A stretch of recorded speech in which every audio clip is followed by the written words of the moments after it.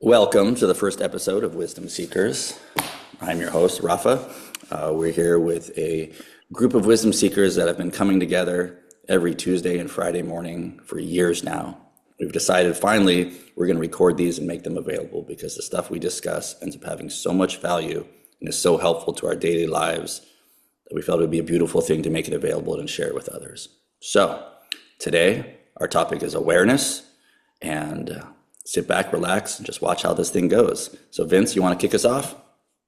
Yeah, Vince, wisdom seeker. And so I actually never go first, but this is a kind of a really good topic, one that I've looked into. And I kind of wanted to kind of put a rudder in the water and kind of steer us a little bit. So when I first went into this whole awareness thing, I came into it from Eckhart Tolle. Was my first, I had gotten sober or whatever, and then somebody put on Eckhart in the it was Tyson put it on in the car, and I was listening to like chapter 4 of A New Earth, and I was like, wow, who is this, man? This is great stuff.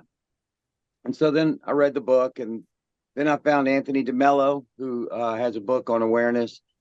And that, I was finding myself kind of in the weeds. I was like, man, this is like, I need to be aware of something that I'm not aware of. So I looked it up. Awareness is the state of being aware of something or having knowledge of it that you don't have knowledge of. So it was kind of a catch-22 for me at first.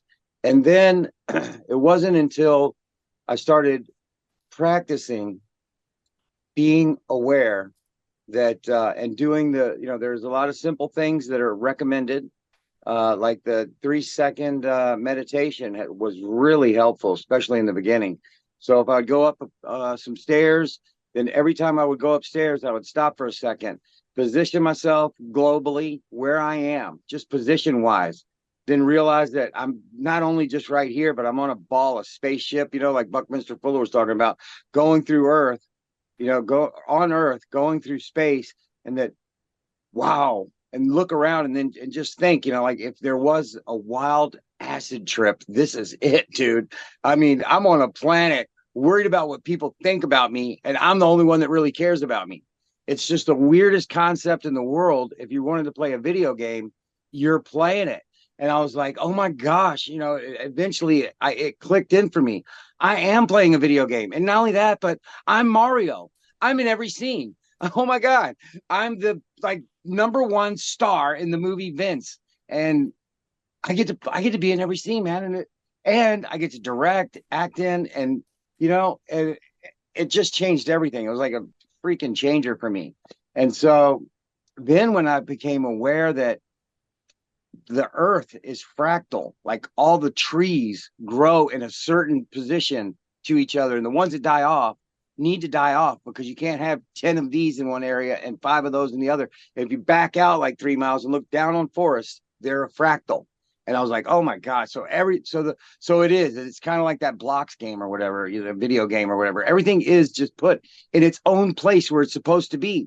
And so then I started thinking, well, if everything is where it's supposed to be, how am I supposed to act? And then I found Buckminster Fuller, and he's like, if you do what's good for the universe, then the universe will help you do it. If you're doing something contrary to what the universe wants, then the universe is going to treat you like a cancer and weed you out. And I don't mean to say, like anything about that. But anyways, yeah, because it's kind of weird. But so that's kind of how I looked at it, man. So, and then I found out that plants could see you. They can see us. So I'm like walking down the street now, looking at trees going, yeah, I know, buddy. I'm in on the end. I know you're looking at me. Yeah, you ain't saying nothing, but I know you're looking at me. And so then I started becoming aware of like the trees, the plants. And next thing you know, I'm freaking playing music for my water, figure it out. I don't know. But it's amazing that we're on this ride, and I'm glad to have it with you guys. This is like a really good ride. So thanks, guys. Pick next. Vince, who do you think should go next? For sure, David Peters.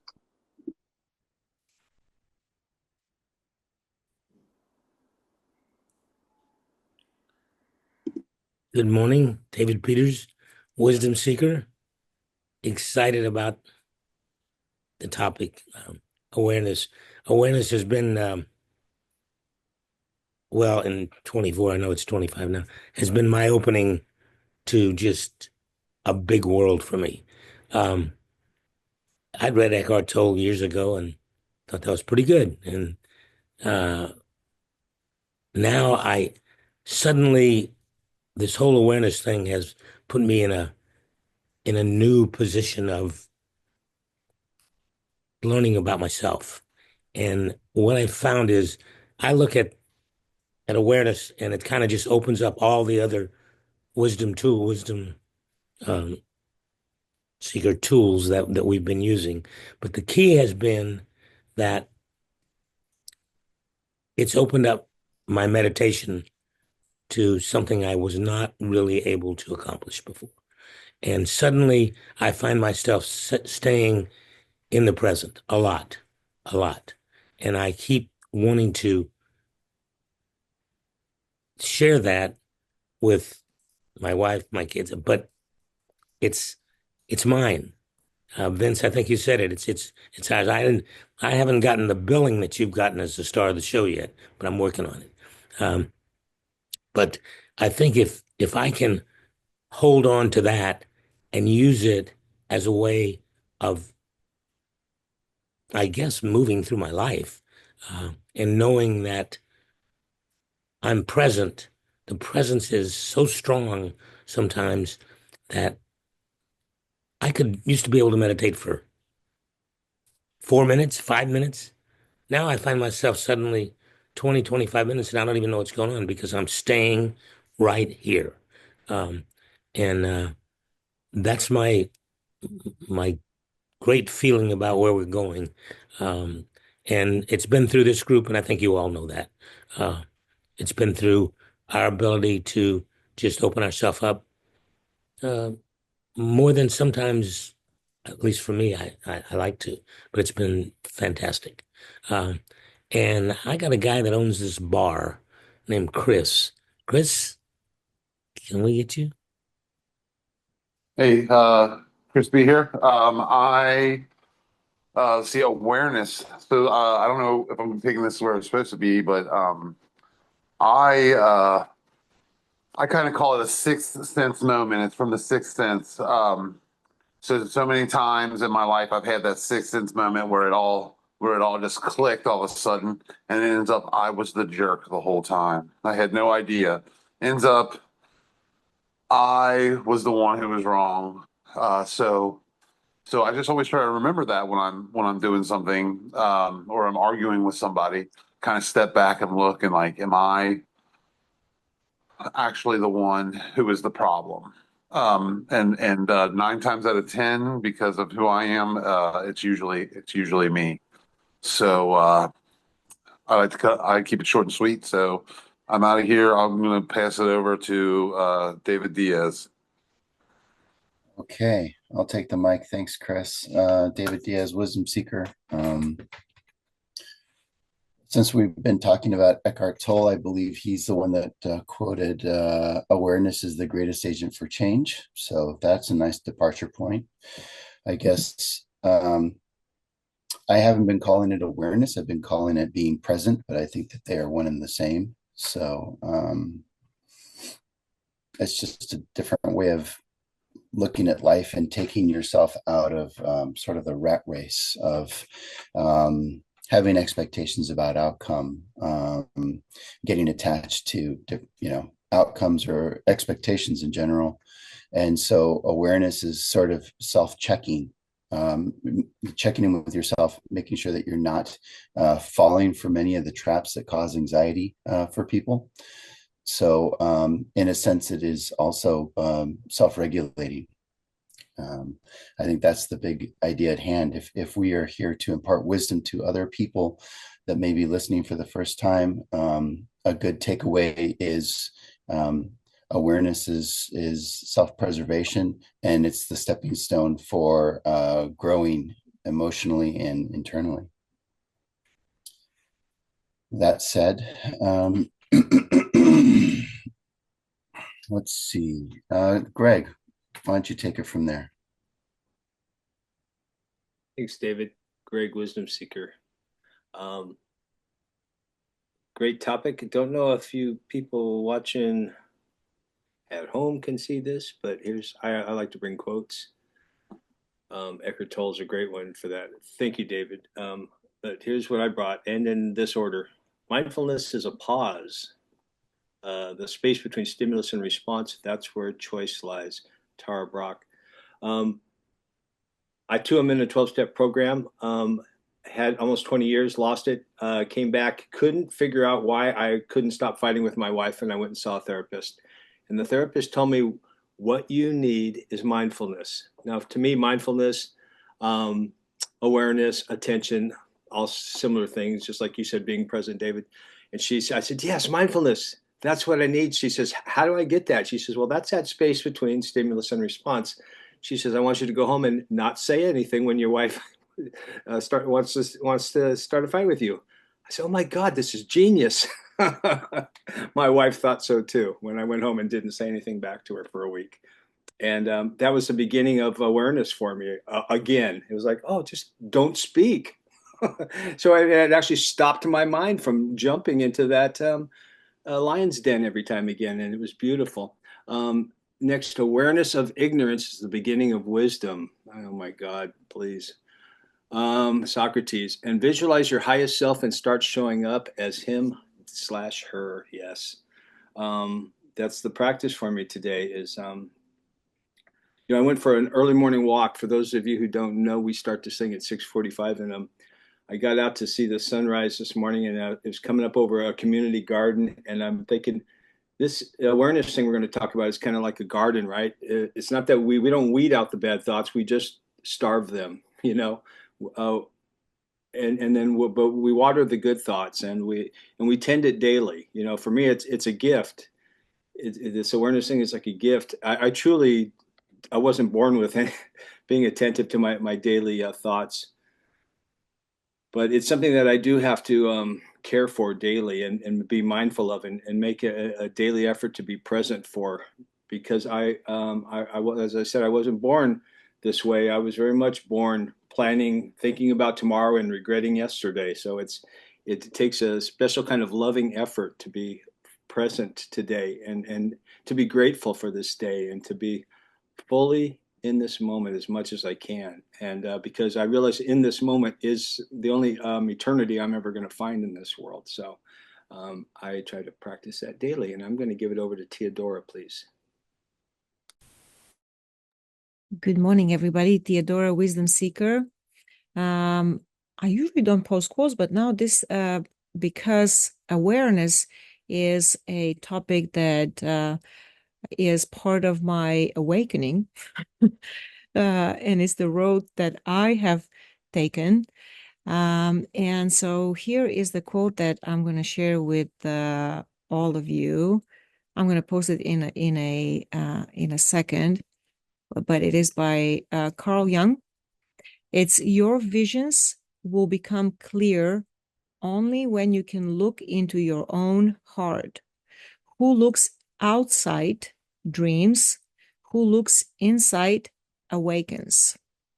So big part of my life I've spent like having this overwhelmness, anxiousness, anxiety, distractions that have been literally removing my ability to be aware. So awareness to me is first removing the anxiousness, removing the anxiety, and being present, as what David says, being present, just being more clear. Presentness gives me clarity. And also the way to approach it for me is literally going introspective into my own self, asking myself questions. So my meditation is pretty much asking myself questions. Before I go to sleep, I ask myself questions, what I search for, and I sleep on it. before I was writing, journaling, because everything that is in my mind, I cannot really see it. I cannot feel it. And when I write it, it becomes a little bit more clear. But now I ask myself questions and I contemplate. So contemplation is my form of becoming more internally aware of who I am, of what I want to express, spending also a lot of time of the outer world, the external world, not knowing what I really want, but trying to fulfill what is out there, what other people want, believing that that's what I have to achieve, or that's what I have to want, has been taking a big part of my life. And now I'm changing it. I'm actually feeling, I actually feel that I'm awakening. And awakening to me is connecting with my own self and feeling my own self and understanding. That way, I raise my consciousness. I see more. And as I see more, I feel more, because I can only feel what I see. So that's my share. And with that, I'm going to kick it to Edwina.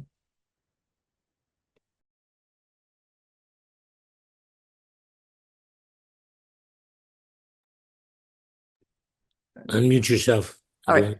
When I first heard the word podcast, oh no. And then I thought, okay, open your mind, because I'm not that girl. Anyways, that's my awareness. Awareness is, to me, I love the way Rolf, when he teaches the kids, he talks about our brain. We have a computer system, and we are the operator. And therefore, it helps really, because I can be very, very scattered. But you know what? When I bring it back, I tell you guys, sometimes I sink my roots into the ground and feel that connection with the earth. I think it's really important right now because it helps me get back in this body. And what I mean, I got to tell you, I need everything to just stay present, because my empathetic self is out there right now crying and feeling for my friends who've lost so much, and I can't even imagine. But so I feel like what's going on in the earth right now is teaching us that we need to get closer to the earth and more supportive and in our beings and out of our striving heads, and become aware here and now and the tools to do it. And I love this group, because where else can we talk about this at 6:45? Who can I talk to at 6:45 in the morning? No, really. But recently I've been rereading Tara Brach, and she talks about rain. And the first R in the rain is to recognize what's going on. And that helps a lot, when my head is swimming around. And then the A in the rain is allowing the experience to be there. It is what it is. Can't change it. Just got to allow it, accept it to be there. And then the I, investigate with interest and care, dig in there and see what's going on. And the N is to nurture with self-compassion, nurture others, nurture ourselves. And to me, the rain is, if I can remember 4 letters, it's good, because it helps me get back and take the journey from the head to the heart. We give these computers such power there, and really we're the operator, and we can choose the program we're on, and we could choose the positivity, and we can choose the love for others in my program. So, and I love it. I hope more people find out about Wisdom Seekers. In my opinion, we all need this, whether we're in 12-step programs, or we just want to be a better human and be of service. And with that, I'll quit blabbering, and let me see who else. Greg? I think he's gone. I think it's Oh, he me. did. Rafa. Have we all gone? Rafa. I think so. Edwina, I loved your share. I loved your share. This is fantastic. Rafa, Wisdom Seeker, grateful to be here. Today, my hope was to find this deep connection and to lean in and share in a way that fills my heart and helps me take that journey from my head to my heart, and I'm already there. And so thank you. So this topic of awareness, I think, is a fantastic place to start the idea of this podcast, and that I think it's the single most important thing I've ever learned.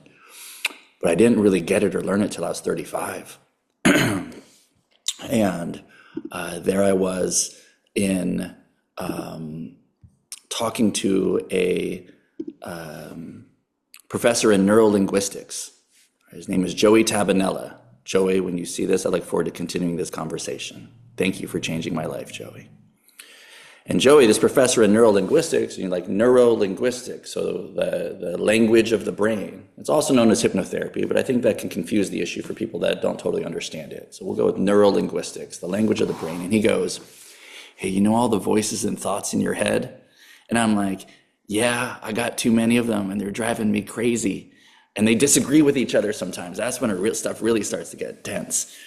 He goes, well, all those voices and thoughts in your head, that's not you. I'm like, oh, I'm pretty sure there's no one else in there. I'm pretty sure that's me. He goes, no. The voices and thoughts in your head aren't you. You're the one watching them and changing them, choosing amongst them and creating new ones. Like Edwina said, like it's my supercomputer is my brain, and I'm the one at the computer. And it was like, in that moment, I just felt like the ice melting, like, oh my goodness. This whole time, my whole life, my brain says it, I'm thinking, that's my opinion. Why is it my opinion? Because that's what I thought. It must be what I think. I like chocolate. I guess I like chocolate. How do I know? My brain said so. And he taught me that those are just data blips, almost like ad pop-ups on a computer, and I'm the one watching them. And in that, there's all this space. So I view awareness as being aware of the voices and thoughts in my head, and being aware that that's not me, that I am the person watching those voices and thoughts, choosing amongst them, creating new ones. I am the conscious observer. And to me, that's the definition of conscious, to be in the state of awareness, to be aware of the thoughts, to be observing them. And the thing that happens is, all the struggles, all the mental health issues that all of my doctors and therapists had all these diagnoses for, and all these medications that they prescribed me that I'm no longer on. But they were so quick to be like, oh, cool, you've got depression, here you go. You've got an anxiety disorder, here you go. You've got ADD, here you go. It's true, my brain behaves in a way by which those labels could apply to my brain. But if I'm the sole observing my brain, then I'm none of those things. I'm the one observing my brain behave this way. And for me, that gap, that space is where all the power is. To me, awareness is the most fundamental of all the tools. And I thought to myself in that moment, why in the world would I have to be 35 and seeking out neurolinguistics professors to be able to find access to that truth, for it to be laid at my feet? Made it through high school, made it through college. And so it was in that moment at 35 that my life changed, and I became dedicated to trying to share this message, this Eckhart Tolle message, this message of mindfulness to as many people as possible, with an emphasis on kids. Because I thought to myself, how did I make it all the way through school and nobody laid this at my feet with an emphasis and in a way that I was able to really hear it?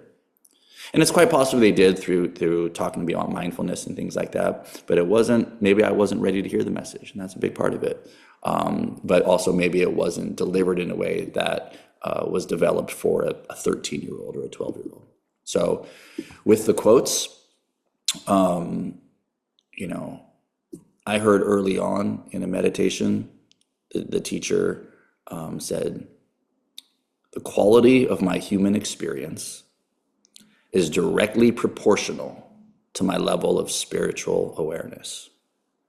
So again, the quality of my human experience, directly proportional to my level of spiritual awareness. And so what does this mean, spiritual awareness, right? And presence was brought in. To be present was also brought in, and they're so similar. Sometimes I wonder if to be present is awareness in stillness.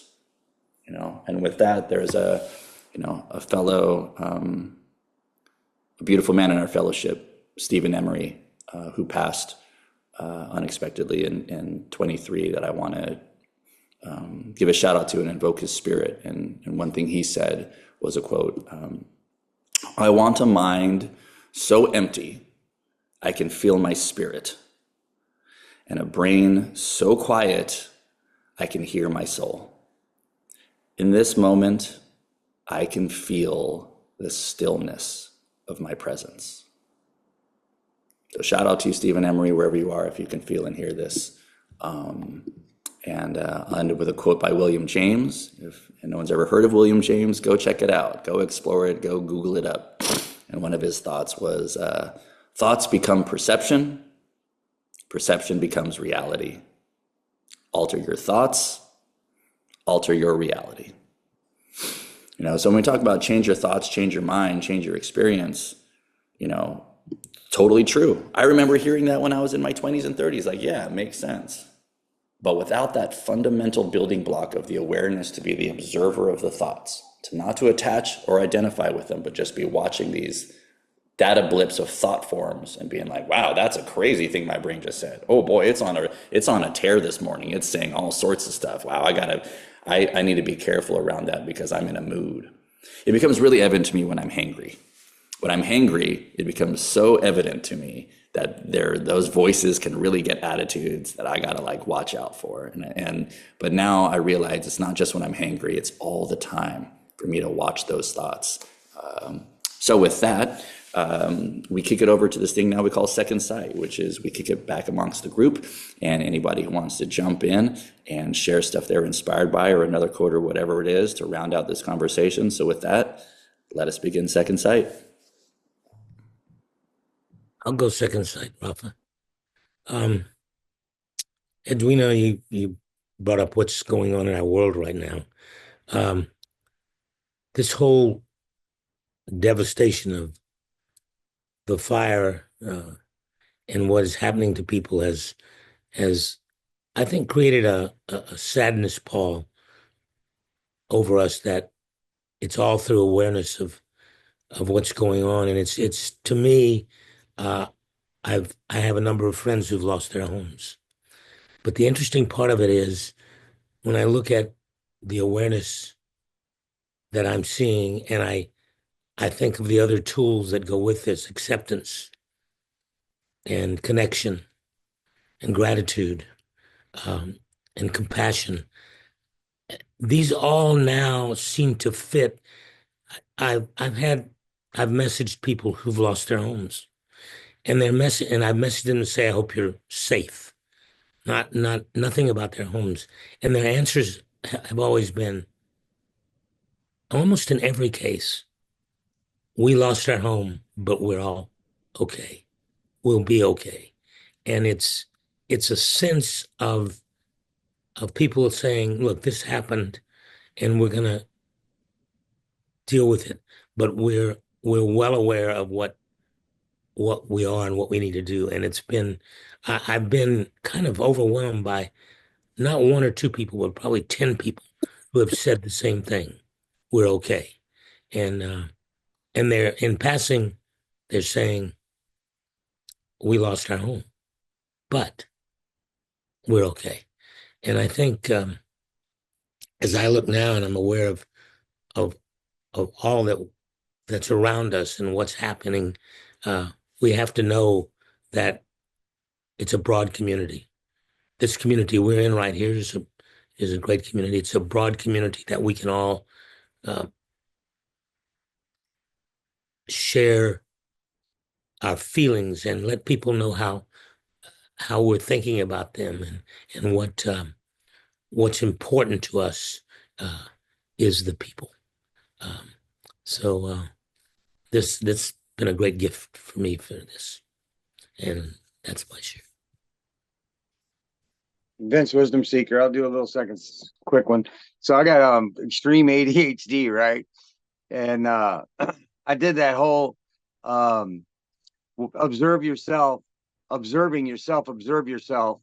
And then so I should say I did this. No, I should say I tried doing this. And from on more than one occasion.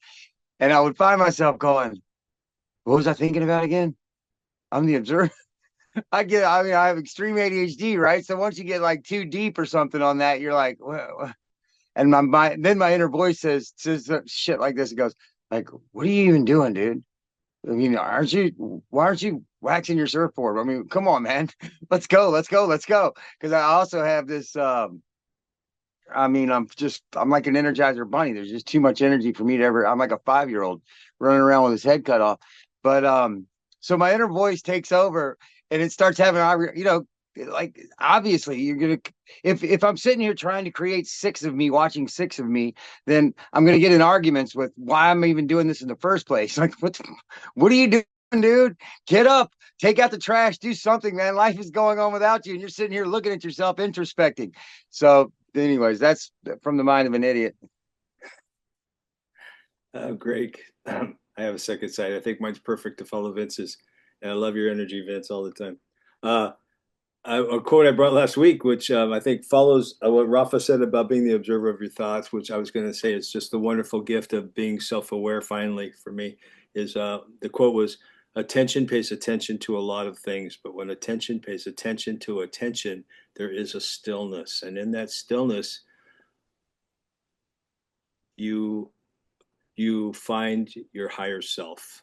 And that is the gift of, for me, meditation. And that is where the growth and the quiet comes in, and the peace, and what Ralph was talking about with that wonderful gentleman who has since passed. But thank you. That's all I have.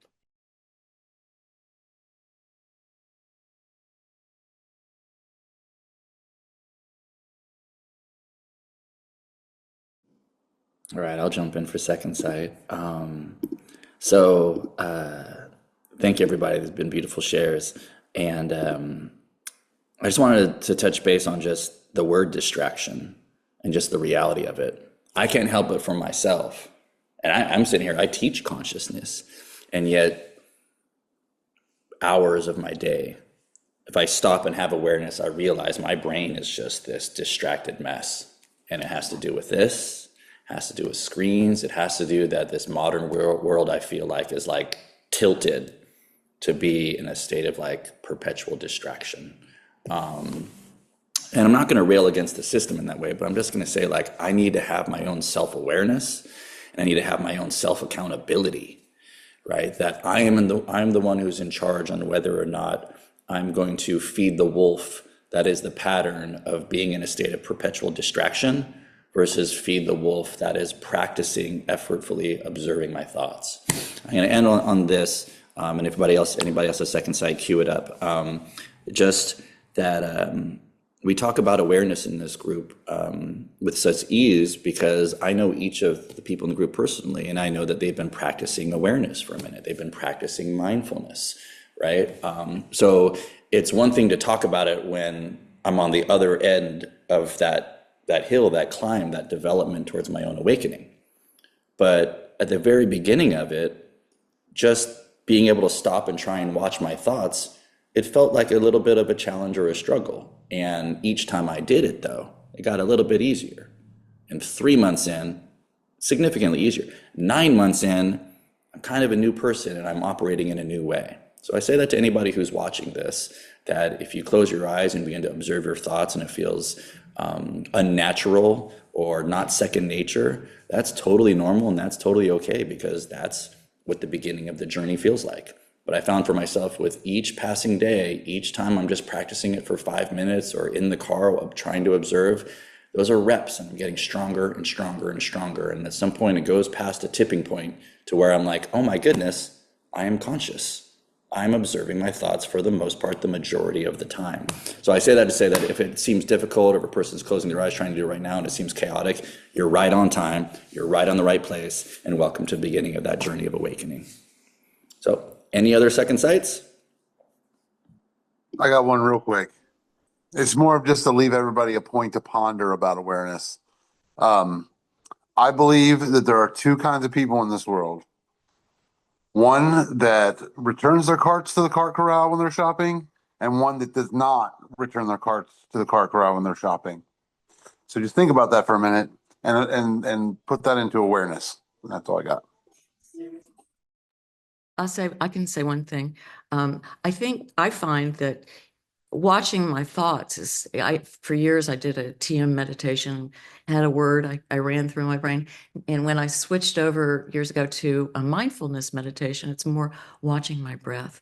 Well, we always have our breath. And the breath for me, we've always got it, thank God, while we're alive. And it helps me get to my heart when I become aware of my breath. And I play a lot of tennis, and some girls go, I just get so anxious. I say, well, breathe, just breathe. And it helps so much. And that's it for me today. All right. One thing about the carts, if you there's that other person out there that sees it as an opportunity. I know that if there's a cart left out there in the parking lot, I know it doesn't have a wonky wheel, like somebody actually used it. So I'm gonna grab that one. So I actually carry those in because I know they work.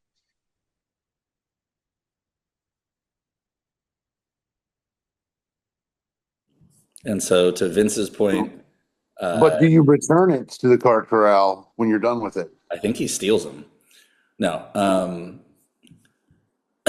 So we'll end with the Leonardo da Vinci quote, because Leo said there are three types of people. He says there are three classes of people: those who see when they're shown, and those who do not see. So to me, this is all about being able to see, to be awake and aware. To me, that's what awareness is about. So with that, we'll wrap up shop on the first episode of Wisdom Seekers.